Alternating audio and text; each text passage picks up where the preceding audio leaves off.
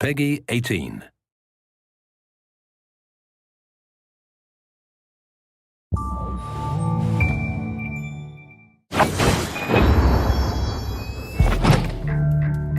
So in addition to the story campaign, which is represented by Prologue, we have 4 additional game modes which make up what we call Deniable Ops. Those 4 modes are Hunter, Infiltration, Last Stand, and Face Off. So Hunter mode is basically an elimination mode. You're entering a particular zone of one of these maps. It's about 15 to say 30 minutes worth of gameplay, and your objective is take out all of the enemies in the area.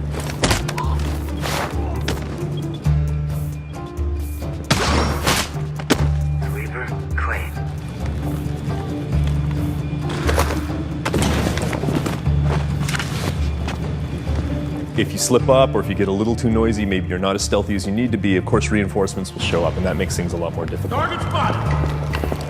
We also want to make sure that players have a chance to pit those skills against one another.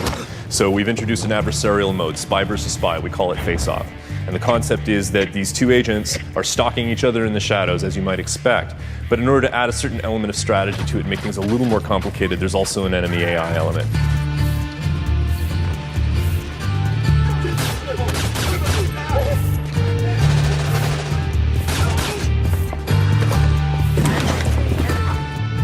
Last Stand is really something new for the Splinter Cell world. It's basically a survival mode. Our agent or agents are tasked with protecting an object of some value. In this case, it's an EMP warhead that's destructible.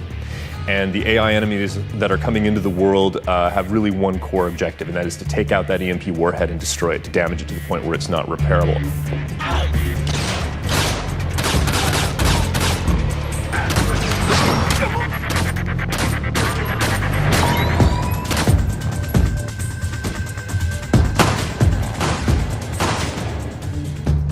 Infiltration, I like to think of as our gift to the loyal Splinter Cell players, the people who've been with the franchise from the very start. It's pure stealth gameplay, which means if you get detected, it's game over. And as you would expect, we introduce a lot of security ingredients into that mix. So we see cameras, we see turrets, we see lasers, all of these elements which help make things a little more difficult for the players who are trying to move through this space without getting spotted. Tango down, neutralized.